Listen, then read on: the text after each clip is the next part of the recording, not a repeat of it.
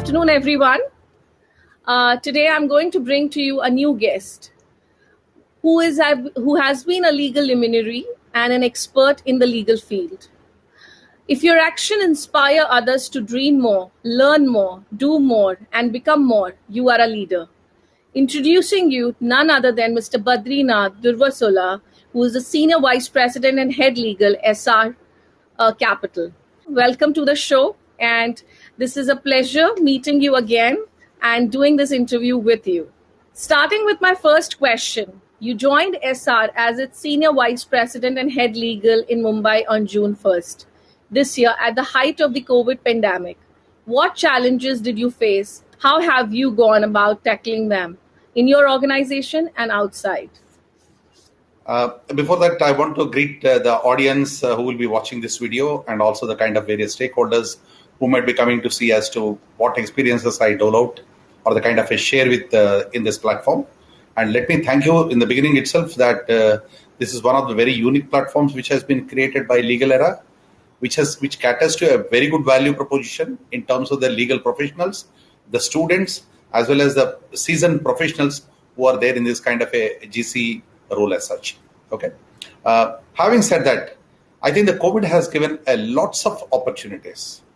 I think I'm the one, or most of us are the ones who look at every adversity as a kind of a opportunity.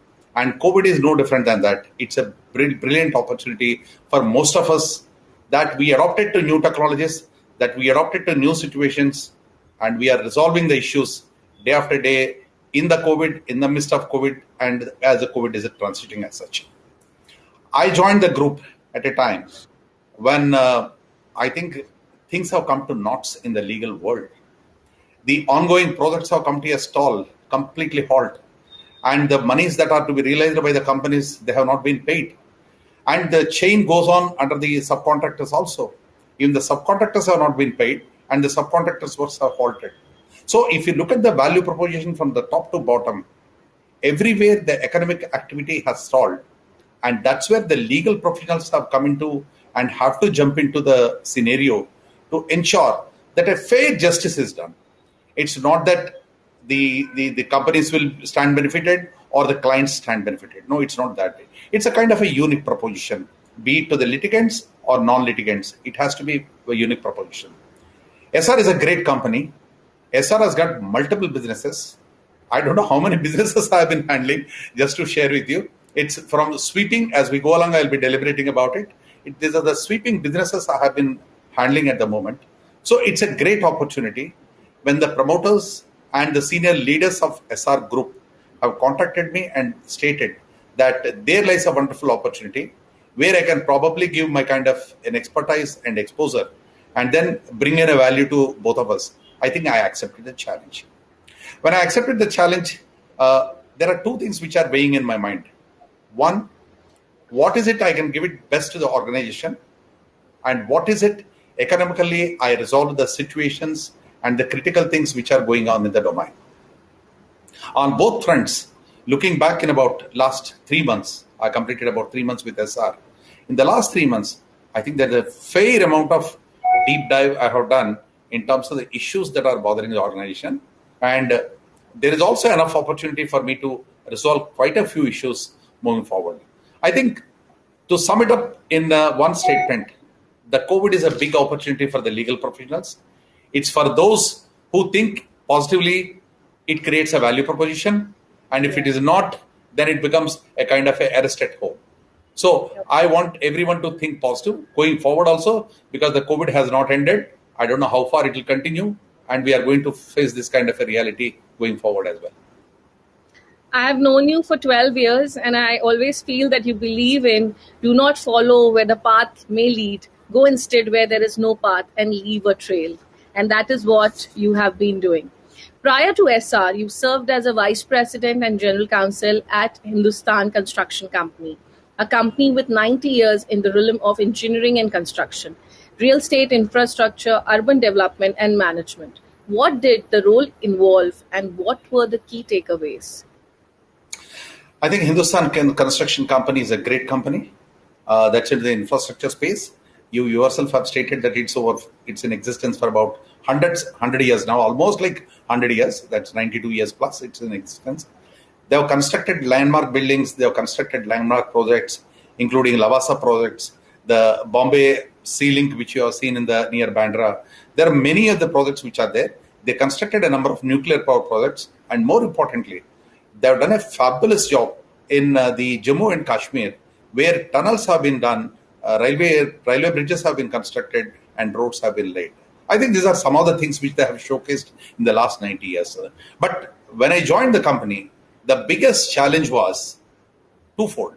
One is that quite a few projects have been choked because of death of finances, because the institutions have not been lending liberally the way in which they were lending earlier, because of a multiplicity of the reasons. It's not about the company, it's generally about the economy. Second is that the clients themselves are not in a position to put forward the monies and at the same time litigate against the company for its non-performance of the work. So on one hand, the company is saddled with the monies which are locked down to an extent of 6,000 crores in various courts. 6,000 crores for a running company, operational monies are completely blocked, means it really can't run the show. So 6,000 crores have been locked in courts. But unless and until they take out that money and deploy in the projects cannot move. And if the projects cannot move, the kind of a billing that need to happen, that didn't happen. So obviously it's a question of a chicken and egg situation, that I deliver the project, I get the money, but I don't have the money to deliver the project. So this is the thing. So as a legal professional, the key issue before me is that how much of the money I can unlock from the courts and from the various institutions where they have been locked up. I think fair to the point, I think in the Supreme Court, we won on a number of matters, and finally we could take out almost about 1,000 crores from the system, but still there is about 5,000 crores which is part of the legal system. The monies are either in the form of an arbitral challenges or in the form of the monies which have been held back by the clients or whatever it may be. 5,000 crores are still locked up. But with this 1,000 crores which have come into the system, we are able to run the show and we could continue and we move on the life, satisfying some bankers, but at the same time going through a very tough financial situation. So I think these are the very challenging times. Going forward also, for the kind of HCC, this will be a very key challenge, unless and until some structural changes have been made in terms of the court's outlook on arbitration matters, as well as the client's view on how to really deliver the projects. I think this kind of a role, this kind of a strangulated situation will continue. I think that's where, as legal professionals, we need to work together to see that this value is unlocked. Yeah. The very essence of leadership is that you have to have a vision. You have 25 years of experience of working with various giants like Adani, HCC, and now with Essar Capital.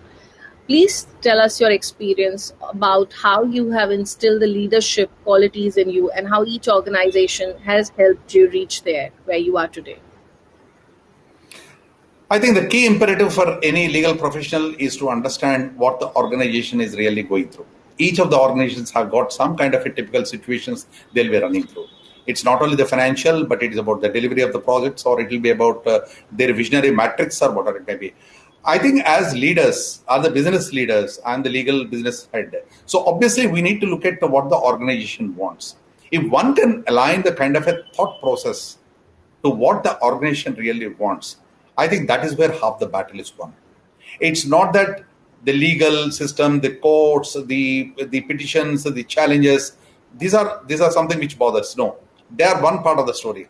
The other part of the story is that what is it the organization wants and how well we can ensure that these objectives are really realized. Be it any company, the first and foremost thing a legal professional need to do is to understand the business. Point number one is that you need to understand the business. Most of our legal professionals, unfortunately, look at their own domain of, let's say, answering to a notice or challenging a petition or defending a kind of a petition. These are the things which one would really get into. I would suggest, please go beyond that. In the sense, understand the business. What is it happening in the system? Say, for example, a port business is there.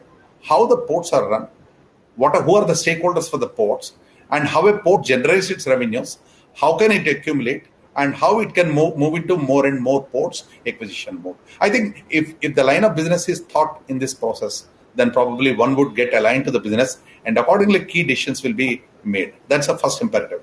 Second, on the leadership, you said the leadership is about holding all your stakeholders in absolute comfort.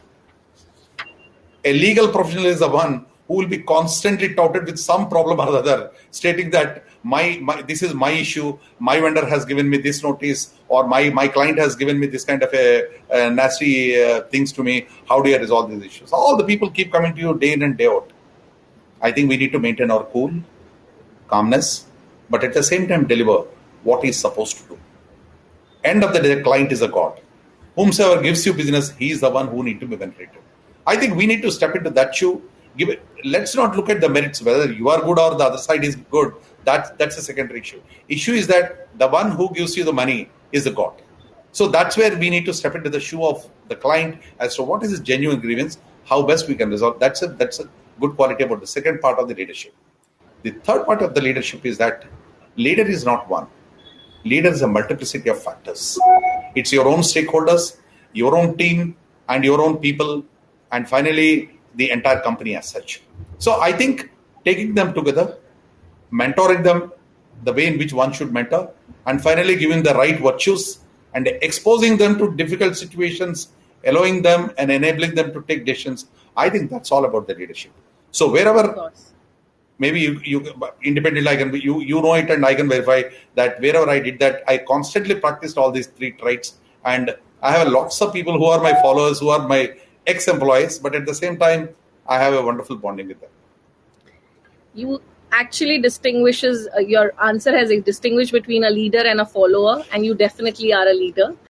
Right now we are going through a pandemic, and this is just a question which I would like to ask you. And it's a very common question when it comes to the in-house legal teams, because 1992 was a different era. Now 2020 is a different era. And the evolution and transition period of the legal industry is completely phenomenal. Please share with me your experience about how the entire legal industry has evolved over these 20 years and the role of in-house counsel is completely strategist. You are a strategist. You have to have a boardroom qualities. You need to be dynamic in your role. So how a GC wearing so many hats, what is your how do you feel on this? And I think it's a very relevant question. It's not that it has not really played the same kind of a role in the last 25 years, but the kind of a seriousness people are giving to the kind of a GC role has really gone up beyond the leaps and bounds. Today, in fact, every managing director, every director, and every senior functionary would independently call up the legal counsel to get their point of view. Earlier, what used to happen is that it's a matter of somebody, there is a flow, there is a organizational flow, there is a structural flow, and finally some decision used to be taken by somebody in the system. Now it is not that. When a decision is taken, immediately the stakeholders will call up the general counsel. Today, you will be surprised, most of, not only myself, even my juniors also, they get the phone calls from the seniors as to what's happening on the ground. Please tell us the kind of a relevance. That means the kind of a responsibility matrix for a legal counsel has gone out so wide. Today, he need to shoulder the direct responsibility to each of the actions that are happening. Earlier, it was not so. It was either the managing director or the kind of a president who used to shoulder the responsibility. Now, it is not so. It is a general counsel who will be pulled up by the management, by the board. So obviously one need to be absolutely in a trim form and fit shape to ensure that these things are delivered. Having said that, there is a great amount of opportunity. There are three levels at which I can deliberate. Level one is the kind of a responsibility to which individuals have really grown. I think there are quite a few of my friends who have really reached a position of strength, and they reached the topmost position. Even in Essar, I also reached a topmost position. I am called a managing director, actually, for some of the functions as such, but there is a little difference in the nomenclature. But that be the case, it is still a managing director role which I have been done. Number one. Number two, financially, a lot is being given to the legal professionals than what it used to be last 25 years. When I came to Bombay some 25 years back, my gross salary was somewhere around 3 lakhs. Today, that is nowhere near, even the fresher also who is joining a system will not be given that kind of a salary. It's gone by leaps and bounds. Not because they are in depth, because the kind of a value proposition which they could give to the organization is substantial. people started recognizing and giving this kind of a position. Number two. Third, and the most important thing, everybody today realizes that legal is an integral function to the deliverance of the company. Earlier, it was not so. Earlier, they were thinking that the legal is one of the service factors. Like HR was one of the service factors. Today, legal and HR are on par with financial function, and everybody takes a very serious note. I think that's where the 25 years of my experience in this industry has showcased me and showed me the roadmap that you are also there, a very important professional in the system. I think all of you can believe in that, and going forward, you can dream about it. Of course. Law is, you can say, Lex is Rex. Going forward, uh, technology has impacted everyone. I think every legal department is affected and would like to inbuild technology. So we are moving on the tricore of automation, artificial intelligence, and analytic, and that is shaping the legal department. What is your take on that? I think they're required very much. It's like an oxygen. Today, you remember in the good olden days, when BP has to be calibrated blood pressure, you need to have an apparatus, you need to have a pumping station, and you need to hold the pulse. So many things one need to do. Today, you don't have to do anything. Attach one instrument to your shoulder, and automatically the BP is calibrated. The life becomes easy. The thought process becomes easy. Similarly, in the legal world also, analytics is nothing new. Analytics were there before, analytics are there now, analytics are going to be there even in the futuristic and 100 years down the lane also, analytics are bound to be there. So analytics and the artificial intelligence.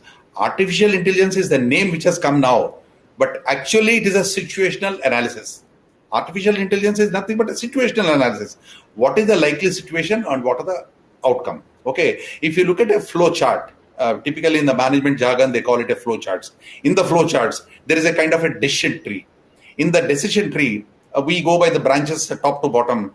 If the decision happens, well and good, it goes. If the decision doesn't happen, no, that decision fall through. Then what is the next step? There is a decision tree which comes in. Artificial intelligence is nothing but a decision tree analysis and the kind of various situations one would look at it. I think all the lawyers are good enough in artificial intelligence. All the lawyers are good enough in all these facets of technology. All they need to know is that how to operate a computer, how to sit and work on a computer, how to do the kind of analytics on a spreadsheet. I think these are the things one need to learn. I'm happy to share with you today. Most of the universities which are teaching the programs, they've introduced this as a facet. As a matter of informing the group that I'm on the board of a few universities in their academic councils as an advisor, and I'm the board of some universities where I'm ensuring that these things have been put in place for the students to learn about how to do the analytics, how to integrate himself with the artificial intelligence, and how to upgrade himself with the technology. I think that's something one need to really have it because that's a demand of the time. So one must have these things facets, even for the old timers, to survive in the world, one need to get into all these facets. Yes, it's a must. You have a master in nuclear physics, in addition to the masters of business administration and master in commercial law from all the university in Mumbai. Why did you make a career in law? Like, what make you become a lawyer? Why not a scientist? Very interesting question, but the path took me that way.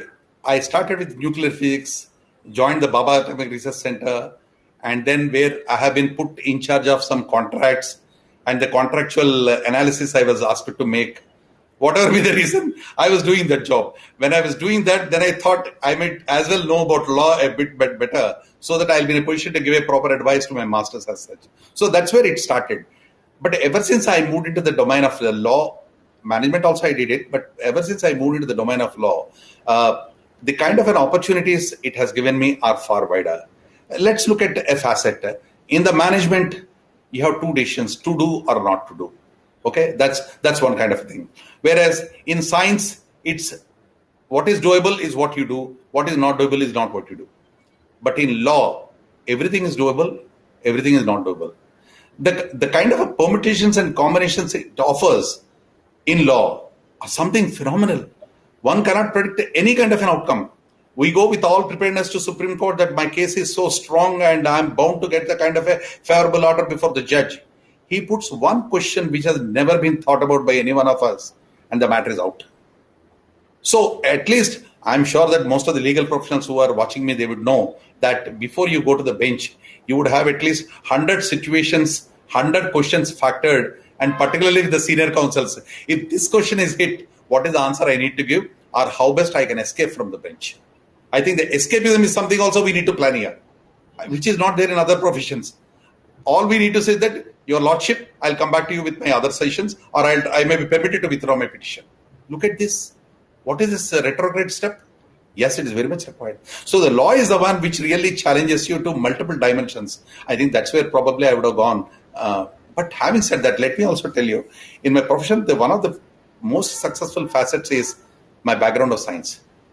When I handle the high-end technology in my job, I was working with the Reliance Industries and I was looking into the refinery aspects of it, or I was with Adani's looking into various ports and other things. But at the same time, my science has helped me a lot in terms of comprehending what the situation is all about. So accordingly, a legal decision can be taken and a legal decision can be tendered. Because there are high-end words which will be used. Those high-end words need to be answered also very well in the same language. The science plays an integrated role in that. Great. You have been very optimistic about everything so far. So I'm really, very happy to have this interview today. The lockdown has blurred the line between the work and personal space. How are you coping up? Because nowadays the latest trend or the latest tagline everybody is using is work from home and work for home. What is your take? I think that I'm the happiest working from home. Particularly, I think about 4 dimensions I'll state. The first dimension is the travel dimension. All of us are subject to. I mean, for you to travel to any of the workplace and then come back, you lose about a couple of hours, minimum of a couple of hours. Plus, again, you need to go through several stressful situations. Whereas working from home is something which is really, really exciting. So you can start your work early in the morning, finish it off, take a break, and again reconvene. So many things happen. So that's something, working from home is something really, really good. So point number 2. Very much enjoying it. Yeah. You're enjoying the core. Enjoying. But the second aspect is that you are committed to more number of hours. It's not that we are limited to that 10 o'clock to 6 o'clock slot. Now it is much more than that. Most of all our meetings, they start at morning 9 o'clock and end up at late 9:30, 10 o'clock. And in addition, I work for the GCC countries. So they start operating on Saturday and Sunday. So I'm all through on a week, continuously I'm working. Whether I go to office or I don't go to office. So working from home for all the 7 days, this is really fascinating. This is really relaxing. And one can give a kind of a good opportunity. The third and most important thing is that you have enough time to read. You have enough time to spend on yourself. I think no other times have given us this kind of a leisure to really introspect ourselves. I was told by quite a few of my friends that they have learned yoga, they have learned music, and they are learning scriptures, they are learning Vedas. I think these are the things which would not have been possible in a normal world. Only working from home is the one which really enables. This is the third facet. The fourth and very important dimension is that you are able to really focus on your work. Imagine if you go to office, what happens is that we pick up a file and in between about another 5-6 matters come in. So there is a lot of digression which happens when we are actually wanting to converge on a particular matter. But this is one such time where you are totally converged on one particular issue, going into the depth of it, which normally the legal professionals do not have the time to really get into. This is one time I am getting into the depth of every matter, going into the very last nail as to when the notice has come to when the Supreme Court petition is filed. You look at the kind of a chain from getting a notice to up to Supreme Court, running through several courts. That means about a 25-year history of a particular case has been really dived deep into. I think this is an opportunity nobody would get it. I love working from home. You have revitalized and revived entirely, I would say, and that is why you're glowing. Let me also ask you one more question. And knowing you since so many years, I would also like to quote that you are actually a PhD. You have a passion, hunger, and desire for work. Moving on to the next question. The government is looking for online dispute resolution as a replacement to alternate dispute resolution. Even in COVID, we have been doing a lot of, virtual hearing, and we are almost in a virtual world. Do you think it's possible to get on to the court system, bringing them to the virtual legal world, and bringing the alternate dispute resolution to the virtual world. It is going to take it easy on the we already have so many pitfalls, and the system is still working towards bringing the ADR system. So how the virtual ADR will work, just give us your perspective on that. I think it's a transition time. It's a transition time. It has come a bit earlier than expected in the name of COVID. Otherwise, this is bound to happen. Maybe 10 years down the lane, this is bound to happen. We got it 10 years ahead of time. I think for that, we need to thank the COVID, notwithstanding how many people lives it has taken off, what kind of a troubles it has created. In the era of the virtual hearings or the virtual discussions, I think this has really compressed the timeline, and it has brought it a kind of a enabler. It has become an enabler. COVID has become an enabler for many of the legal problems as such. This is bound to stay. This is bound to stay. We need to align ourselves to the kind of the virtual hearings, the virtual arbitrations, the virtual discussions, conciliatory mechanisms, or whatever it may be. Whatever discussions happen today, everything is virtual. We have seen it for almost about 6 months. From March till September, we have seen 6 months. In the 6 months, we have really experienced wonderful. I'll just quote one example. One of my arbitrations running into some hundreds of crores, which could not have got the dates. It's under the old era, which could not have got the dates, has got the dates in quick succession, and we are able to complete at least 15 sessions in one go. 15 full day sessions in one go to finish our side of the arbitration. This would not have been possible except for the virtual hearing part of it. Similarly, if you look at the courts and the way in which they administer the courts, I have the highest regard, particularly the way in which judges have transformed themselves from a physical bench-loving disposition to that of the computer-loving disposition. I think it's a big transformation for them. All through their lives, they are never used to this kind of looking at a computer and giving a decision, or looking at a face and giving a decision. No, it has not happened. So we are completely training a new breed of technology into the minds. And more than that, we are enabling the people's mindset to think that you don't have to necessarily stand in the Supreme Court hall number 1 in the crammed fashion to get to know as to what the Chief Justice is saying about it. No, you sit in your home and listen to what he's going to say. He's going to say it from his house as well. He doesn't have to come to the bench even. So that be the case. It's a big enabler. So that's the second aspect. Third, the kind of meetings which otherwise could not have happened because of the paucity of time between.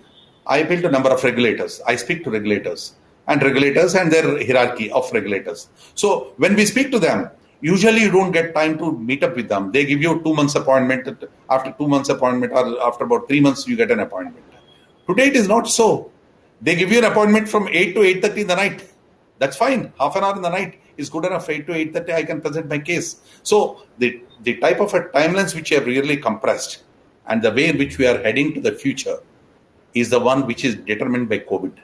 COVID has gave us multiple opportunities to accelerate our pace to cope up with the technology and to cope up with the timelines and to bring in comfort for others.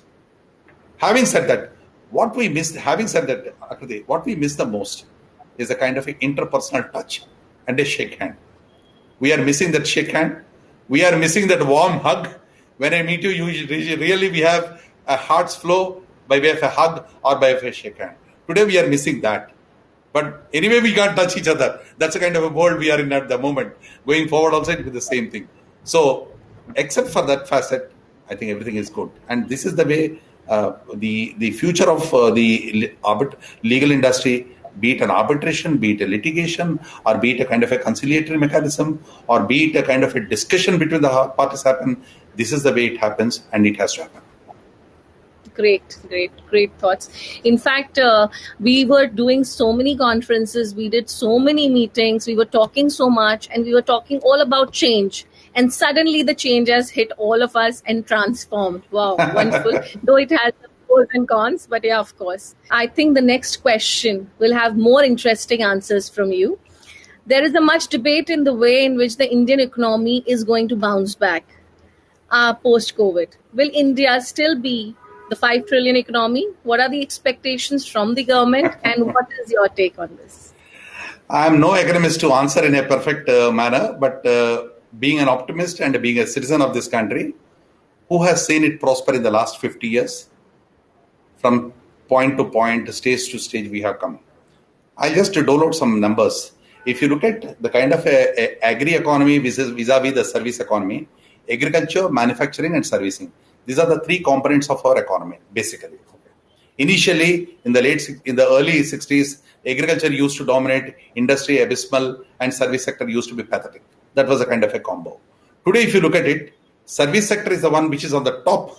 Agriculture is minuscule now. 3% is the kind of contribution to the economy. So we have transformed from agro-based economy to the service-based economy. Now you are talking about a word called a bounce back, etc. to happen as such. The bounce back to happen, there has to be bounce on the ground. So let's say the Americans bounce, let's say the Europeans bounce, and let's say the Far East bounce and Australia bounce. If they bounce, we are here as a service sector, we also bounce. If they fall flat, we also fall flat. We are a part of the global economy. I'm not looking at a 5 trillion economy or a kind of a 10 trillion economy or a 3 trillion economy, but definitely the kind of a growth we have it. Our intrinsic strength is our service sector. Our service sector is robust.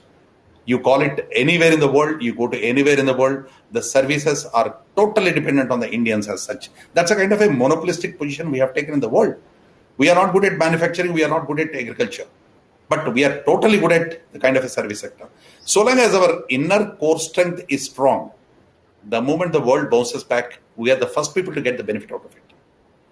Today, if Microsoft is really outshining, or that of Google is really going gung-ho, or Amazon is doing great guns, a lot of people are Indians in that.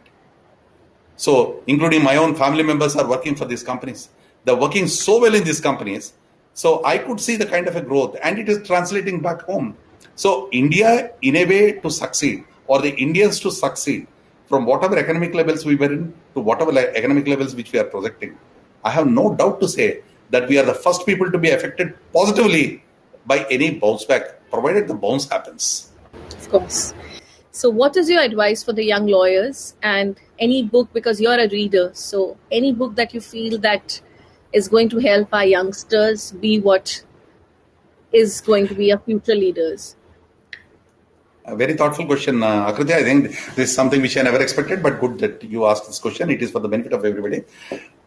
From my personal experience, in my childhood, when I joined my profession, I happened to read a book called Who Moved My Cheese? Who Moved My Cheese?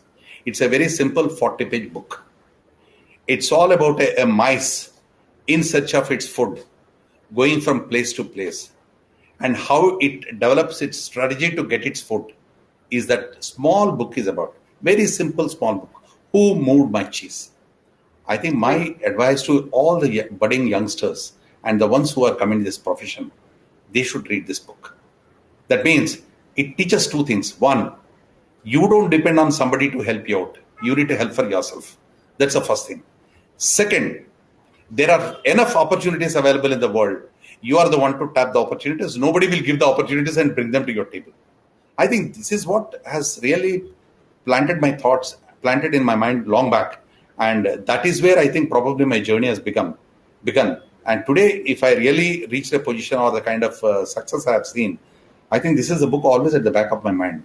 I don't mind sharing with the friends. It's about a 40-page book costing about some 30-40 rupees, and each one of you should pick up and read it as it. That's number one. The second book, which recently I have read and I'm really flabbergasted, the kind of a thought process is that Sapiens, Sapiens, Sapiens, okay, Sapiens.